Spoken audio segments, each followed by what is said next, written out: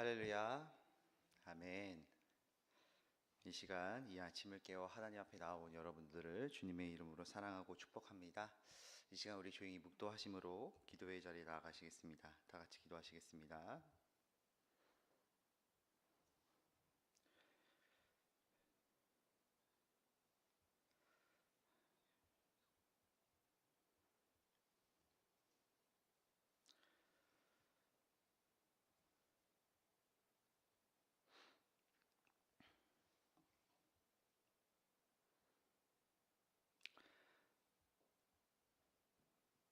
만복의 근원 하나님, 온 백성 찬송 드리고 저 천사여 함께하세. 찬송 성부 성자 성령. 아멘. 우리 이 시간 함께 찬송가 만복의 근원 하나님 찬송 올려드리겠습니다.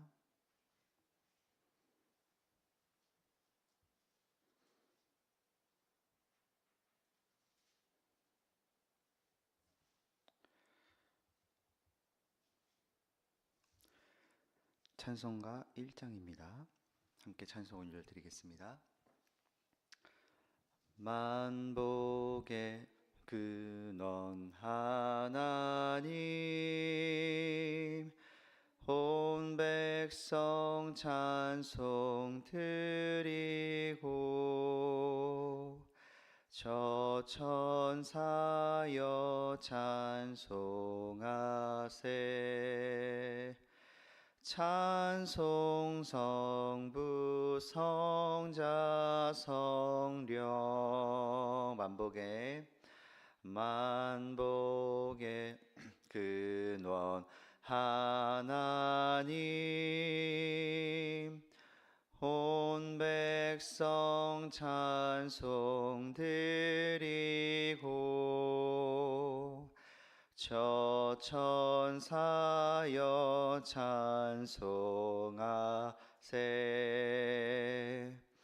찬송 성부 성자 성령. 아멘. 함께 기도 올려드리겠습니다. 사랑해 주님 감사합니다. 오늘 이 아침 우리를 깨워주시고 하나님의 전에 나와 하나님 앞에 기도함으로 하루를 시작할 수 있도록 인도하여 주심에 감사드립니다. 주님, 오늘 하루의 시작을 주님과 함께 시작하였으니 하루의 마지막도 주님과 함께 마무리할 수 있도록 주님 역사하시고, 오늘 우리의 삶의 모든 순간순간 속에서 하나님과 대화하며 관계하는 그런 신앙인의 자세가 우리 안에 있기를 원하오니 주여 우리를 붙잡아 주시옵소서. 우리의 가정에서, 우리의 일터에서, 우리의 삶의 여러 부분 속에서 하나님 함께 하실 줄 믿사옵고 감사드리며 예수님의 이름으로 기도드렸습니다. 아멘. 오늘 말씀은 사사기 2장 13절에서 17절까지의 말씀입니다. 사사기 2장 13절에서 17절까지의 말씀입니다.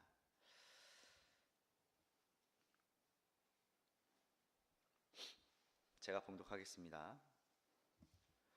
곧 그들이 여호와를 버리고 바알과 아스다롯을 섬겼으므로 여호와께서 이스라엘에게 진노하사 노략하는 자의 손에 넘겨주사 그들이 노략을 당하게 하시며 또 주위에 있는 모든 대적의 손에 팔아 넘기심에 그들이 다시는 대적을 당하지 못하였으며 그들이 어디로 가든지 여호와의 손이 그들에게 재앙을 내리시니 곧 여호와께서 말씀하신 것과 같고 여호와께서 그들에게 맹세하신 것과 같아서 그들의 괴로움이 심하였더라. 여호와께서 사사들을 세우사 노략자의 손에서 그들을 구원하게 하셨으나 그들이 그 사사들에게도 순종하지 아니하고 오히려 다른 신들을 따라가 음행하며 그들에게 절하고 여호와의 명령을 순종하던 그들의 조상들이 행하던 길에서 속히 치우쳐 떠나서 그와 같이 행하지 아니하였더라. 아멘. 오늘 이 말씀 구절을 가지고 소화기 신앙을 버려라 하는 제목으로 여러분들과 은혜를 나누고자 합니다. 사랑하는 성도 여러분, 오늘 설교를 시작하면서 여러분들 머릿속에 한 가지 그림을 그려보기를 원합니다. 여러분이 살고 있는 아파트나 회사 복도 구석을 한번 떠올려 보십시오. 그곳에는 항상 빨간색 물체 하나가 놓여져 있을 것입니다. 바로 소화기입니다. 우리는 그 소화기 옆을 매일 지나다니지만 사실 평소에는 그 존재를 전혀 의식하지 못하고 있습니다. 오히려 거추장스러워서 발로 툭 차기도 하고 구석에 처박아둔 채 먼지가 뽀얗게 쌓이도록 방치해 두기도 하죠. 평온한 일상 속에서 소화기는 인테리어를 망치는 짐이라고 여겨지기도 합니다. 그런데 갑자기 건물에 화재 경보가 울리고 시뻘건 불길이 치솟는다고 한번 상상을 해볼까요? 상황은 180도 달라집니다. 사람들은 비명을 지르며 가장 먼저 그 빨간 통을 찾게 됩니다. 먼지가 쌓였든 말든 상관없습니다. 소화기가 어디 있어? 라고 소리치며 다급하게 안전핀을 뽑겠죠. 그때 그 소화기는 그 사람의 인생에서 가장 소중한 구원자가 됩니다. 하지만 여러분, 진짜 비극은 불이 꺼진 그 다음부터입니다. 불이 꺼지고 연기가 걷히면 사람들은 언제 그랬냐는 듯 그 소화기를 다시 구석진 자리에 던져 넣습니다. 불 꺼진 소화기를 안방 한가운데 모셔두고 고맙다며 매일 쓰다듬는 사람은 아무도 없습니다. 왜냐하면 이미 급한 불은 꺼졌고 소화기는 다시 필요 없는 물건이 되었기 때문이죠. 제가 왜 이렇게 장황하게 이 소화기 이야기를 했을까요? 마음이 불편하시겠지만 오늘 우리 스스로에게 아주 솔직하고 뼈아픈 질문을 던져야 하기 때문입니다. 혹시 여러분에게 하나님은 이 소화기와 같은 존재가 아닙니까? 평소에 내 삶이 평안하고 즐거울 때, 통장의 잔고가 넉넉하고 건강할 때, 하나님은 내 삶의 인테리어를 방해하는 부담스러운 존재로 취급받지 않습니까? 하나님 저기 조용히 구석에 계세요. 내 인생 즐기는데 간섭하지 마시고요. 이렇게 말하며 마음의 창고 구석에 하나님을 넣어두는 그런 삶을 살지는 않으셨습니까? 그러다가 인생에 예고 없는 불이 일어났을 때, 예를 들어 사업이 부도가 나고 자녀가 엇나가고 의사로부터 청청병력 같은 진단을 받을 때 우리는 그제서야 창고 문을 박차고 들어가 먼지가 뽀얗게 쌓인 하나님을 흔들어 깨웁니다. 하나님, 하나님 살려주세요 라고 울부짖습니다. 물론 하나님은 자비로우셔서 그 급한 불을 꺼주시죠. 하지만 문제가 해결되면 다시 우리는 하나님께 또 이렇게 말을 합니다. 하나님 감사합니다. 이제 문제 해결됐으니 저기 구석으로 들어가 주세요. 나중에 또 문제 생기면 부를게요. 이렇게 하나님을 소화기처럼 치부해버리지는 않습니까? 이것이 과연 신앙생활일까요? 그저 하나님을 구원의 도구로 이용하는 건 아닐까요?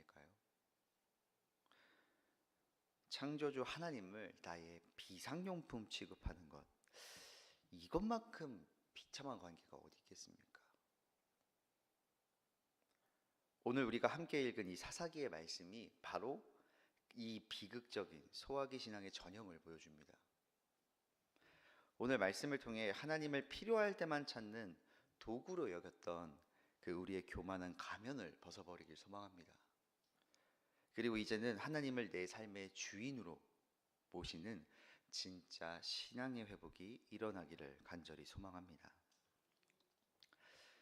구약 성경 이 사사기를 딱 펼쳐보면요, 마치 고장난 레코드판처럼 계속해서 반복되는 이스라엘 백성의 신앙 패턴을 발견할 수 있게 됩니다.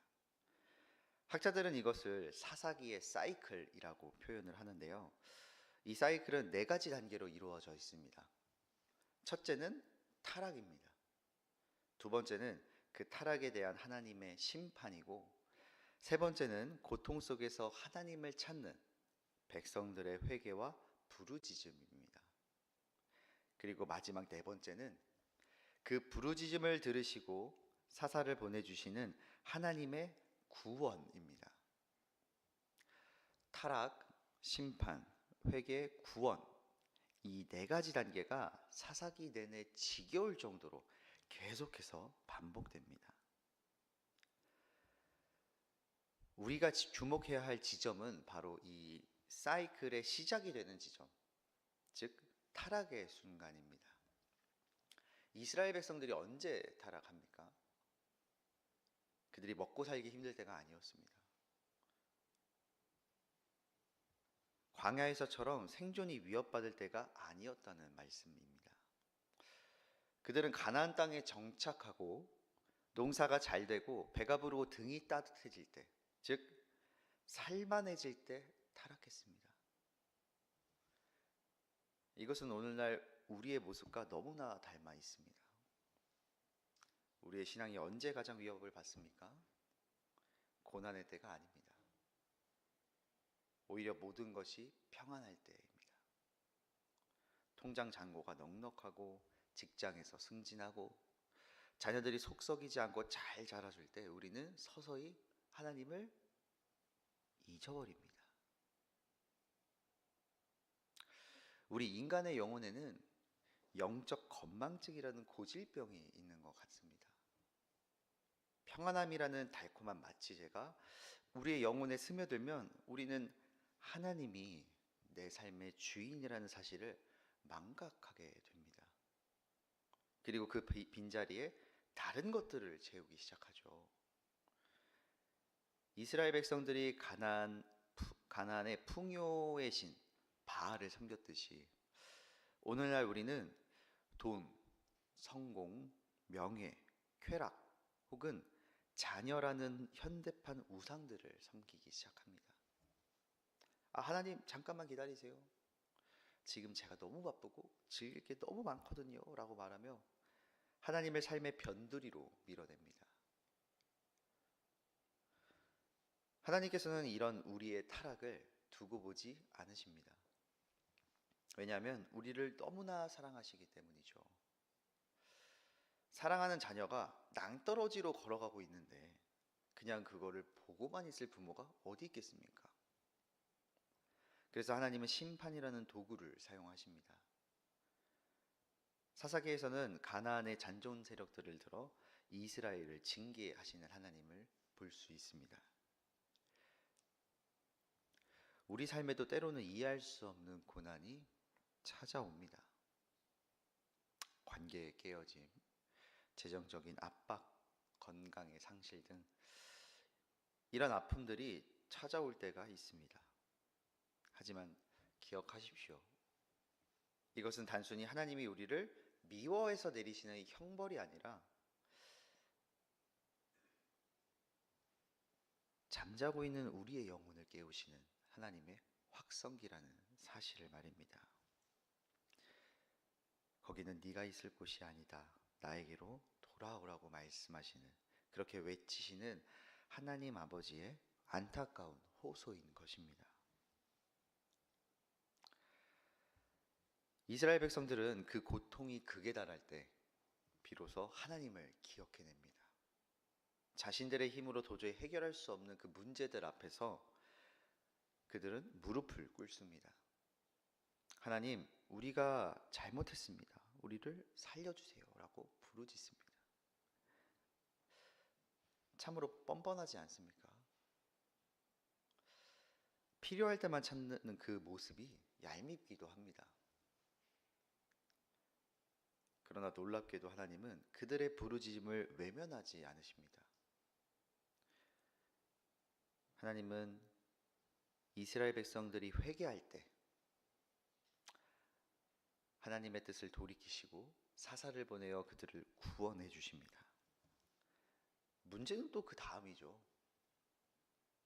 구원받은 백성들은 사사가 살아있는 동안은 하나님을 열심히 섬깁니다. 그러나 사사가 죽고 평안이 찾아오면 그들은 또다시 타락의 길로 들어섭니다. 이 지긋지긋한 반복이 바로 죄인된 인간의 연약한 본성인 것입니다. 그렇다면 왜 하나님은 이런 배신을 반복하는 그 이스라엘 백성들을 매번 다시 받아주시는 걸까요? 인간의 상식으로는 도저히 이해할 수 없는 부분입니다. 한두 번 속지, 아니 세 번, 네 번 계속 속아주는 사람이 어디 있습니까? 우리는 그런 사람들을 일컬어 바보라고도 표현하기도 하죠. 하지만 하나님은 그러십니다. 그런 바보 같은 일을 계속해서 하고 계십니다. 여기서 우리는 하나님의 성품, 바로 그분의 관대함과 사랑을 찾아볼 수 있습니다. 하나님의 용서는 우리의 자격이나 조건에 달려있지 않습니다. 오직 변함없는 하나님의 성품에 근거하는 것입니다. 이 하나님의 관대하심을 가장 극적으로 보여주는 장면이 바로 창세기 3장에 나타납니다. 최초의 인류 아담과 하와가 범죄했을 때를 한번 생각해 보십시오. 그들은 하나님과 같이 되고 싶어서 선악과를 따먹었습니다. 하나님을 배신한 것이에요. 그 결과 그들에게 찾아온 것은 수치심이었습니다. 그들은 자신들의 부끄러운 모습을 가리기 위해 무화과 나뭇잎을 엮어 치마를 만들어 입었습니다. 하지만 여러분, 무화과 나뭇잎 얼마나 오래 갔을까요? 햇볕이 내리쬐면 금방 말라 비틀어져 바스락거리고 부서져 버릴 것입니다. 이것이 인간이 스스로 만들어내는 노력의 한계를 보여주는 것입니다.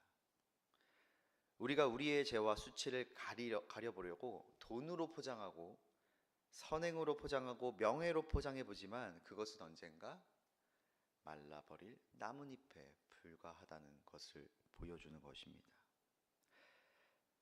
그때 하나님께서 어떻게 하셨습니까? 너희들이 감히 나를 배신해? 아이고 꼴 좋다 라고 비웃지 않으셨습니다. 오히려 두려움에 떨고 있는 그들에게 다가가셔서 가죽옷을 지어 입히셨습니다. 이 가죽옷의 의미를 한번 깊이 묵상해 보시길 바랍니다. 가죽옷을 만들기 위해서는 반드시 무엇이 필요합니까? 바로 짐승의 죽음입니다. 죄 없는 한 동물이 피를 흘리고 죽어야만 가죽을 얻을 수가 있습니다. 하나님께서는 아담과 하와의 죄를 덮어주시기 위해 그들의 수치를 가려주시기 위해 죄 없는 생명을 희생시키신 것입니다. 이 가죽옷은 또 단순한 옷이 아닙니다. 장차 오실 예수 그리스도의 십자가를 예표하는 하나님의 눈물겨운 사랑입니다. 너희의 죄는 죽음으로만 갚을 수 있지만 내가 너희 대신 피를 흘려 너희를 덮어주겠다. 이것이 바로 하나님의 관대함입니다.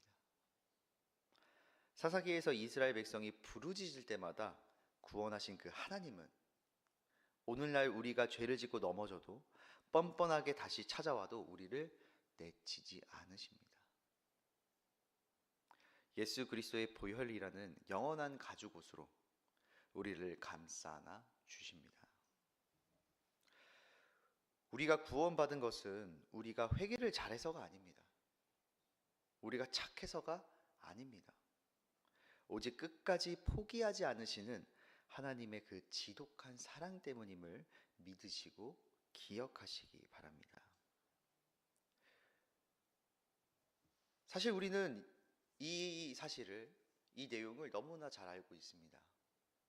하나님은 사랑이시고 용서하시는 분이라는 것을 너무나 잘 알고 있어요. 그런데 문제는 우리가 이 하나님의 관대하심을 이용하고 있다는 것입니다. 어차피 하나님은 용서해 주실 거니까 일단 내 마음대로 살다가 나중에 죽기 직전에 회개하면 되지. 실제로 이런 얘기들을 하는 청년들도 있고 장난식으로 이야기하는 사역자들도 존재합니다. 그런데 혹시 이런 마음이 우리 안에 숨어 있지는 않습니까? 이것은 하나님을 사랑하는 것이 아닙니다. 하나님을 도구로 이용하는 것입니다. 우리는 점검해 보아야 합니다. 나는 지금 도구적 신앙을 가지고 있는가? 아니면 관계적 신앙을 가지고 있는가? 도구적 신앙을 가진 사람은 하나님을 ATM 기계 취급을 합니다. 돈이 필요할 때 카드를 딱 넣고 비밀번호를 누르듯이 내게 필요한 것이 있을 때만 무릎을 꿇고 기도를 드립니다. 그리고 원하는 것을 얻으면 하나님 감사합니다. 필요하면 다음에 또 올게요. 라고 말하며 등을 돌려버립니다. 이런 관계는 거래 관계이지 사랑의 관계가 아닙니다.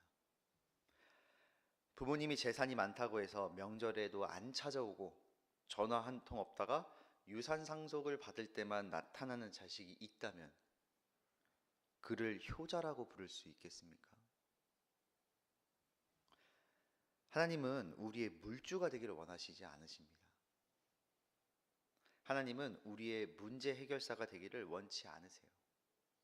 하나님은 우리의 아버지가 되기를 원하십니다. 아버지는 자녀와 대화하고 싶어 합니다. 밥은 먹었는지, 오늘 학교에서 어떤 일이 있었는지, 마음 아픈 일은 없는지 소소한 일상들을 나누기를 원하십니다. 이것이 바로 관계적 신앙입니다. 믿음의 조상들을 한번 보십시오. 아브라함, 다윗, 바울, 그들은 문제가 있을 때만 하나님을 찾지 않았습니다. 다윗은 시편에서 내가 새벽을 깨우리로다 라고 고백하며 눈만 뜨면 하나님을 찾습니다. 예수님을 보십시오. 하나님의 아들이신 그분조차도 이 땅에 계실 때 습관을 따라 매일 새벽 미명에 한적한 곳으로 가셔서 하나님과 독대하셨습니다. 예수님이 능력이 부족해서 기도하셨을까요? 아닙니다. 예수님에게 기도는 무언가를 얻어내는 수단이 아니라 아버지의 숨결을 느끼는 호흡이었던 것입니다. 아버지와 함께하는 그 시간 자체가 기쁨이었고 그 힘으로 십자가의 길을 걸어가셨던 것입니다. 우리는 어떻습니까? 교회에서 어떤 프로그램을 맡아야만 기도가 나옵니까? 교회에서 어떤 직책을 맡아야만 기도가 나옵니까? 수능을 앞두거나 승진 시험을 앞둬야만 새벽 기도회에 나오십니까? 우리는 이런 기복신앙을 경계해야 합니다. 복을 구하는 것이 나쁜 것은 아니지만 복 주시는 분보다 복 그 자체를 더 사랑하는 것은 우상숭배입니다. 하나님은 우리에게 선물을 주시는 분이 아니라 하나님 그분 자체가 우리에게 가장 큰 선물임을 깨달아야 합니다. 말씀을 맺겠습니다. 사랑하는 여러분, 오늘 이 시간 우리의 신앙의 태도를 완전히 바꾸기를 결단하는 우리 모두가 되길 소망합니다. 이제 더 이상 필요할 때만 찾는 비상약이나 소화기로 하나님을 그렇게 취급하지 마십시오. 하나님은 여러분 삶의 액세서리가 아니라 여러분 삶의 전부이십니다. 하나님을 구원의 도구가 아닌 내 삶의 주권자이자 사랑하는 아버지로 모십시오. 그렇다면 우리는 어떻게 살아야 할까요? 거창한 결단보다 구체적인 실천이 필요할 때입니다. 매 순간 주님을 찾으라는 말이 하루 종일 교회에 앉아 있으라는 말이 아닙니다. 여러분의 일상 가운데로 하나님을 초대하십시오. 오늘부터 이렇게 해보시길 제안드립니다. 아침에 눈을 뜨면 스마트폰부터 찾지 마시고 하나님, 저 일어났습니다. 오늘도 저에게 생명을 주셔서 감사합니다라고 10초만이라도 고백해 보십시오. 출근길이나 등굣길, 버스나 지하철 안에서 주님, 오늘 저와 동행해 주시니 든든합니다 라고 마음속으로 하나님과 대화해 보십시오. 직장에서 업무를 시작하기 전 하나님 이 일을 감당할 지혜를 주세요라고 짧게 기도하십시오. 누군가와 대화할 때, 맛있는 점심을 먹을 때, 잠자리에 들 때 그 모든 순간에 하나님을 의식하십시오. 마치 사랑하는 연인과 하루 종일 문자를 주고받듯이 하나님과 끊임없이 마음의 대화를 나눠보십시오. 그것이 바로 동행입니다. 우리가 그렇게 하나님을 나의 매 순간의 주인으로 인정해 드릴 때 우리는 사사기의 지긋지긋한 실패의 이 사이클을 끊어낼 수 있습니다. 살만해져도 타락하지 않고 평안할 때 더욱 하나님을 기쁨으로 찬양하며 고난 중에도 하나님의 뜻을 발견하는 그런 성숙한 신앙인이 될 수 있습니다. 오늘 하나님을 이용하려는 그 마음을 내려놓고 하나님을 진정으로 사랑하고 동행하기로 결단하는 저와 여러분이 되시기를 주님의 이름으로 축복합니다. 이 시간 함께 기도하며 나아가길 소망합니다. 먼저는 하나님을 도구처럼 이용했던 죄를 회개하는 기도를 하시기 바랍니다. 주님을 비상용품처럼 소화기처럼 여긴 교만한 마음을 용서해 주시옵소서. 진짜 하나님이 나의 아버지 되심을 인정하며 순종하게 하여 주시옵소서라고 기도하시기 바랍니다. 두 번째로 평안할 때도 하나님을 잊지 않는 깨어있는 영성을 위해 기도하시기 바랍니다. 살만하면 하나님을 떠나는 사사기의 이 악순환을 끊게 하시고 형통할 때 더욱 하나님을 의지하며 살게 하여 주시옵소서라고 이 시간 이 두 가지 기도 제목을 가지고 기도할 때에 내 목소리가 나의 귀에만 들릴 정도로 작은 목소리로 함께 기도하며 나아가시겠습니다. 다 같이 기도하시겠습니다.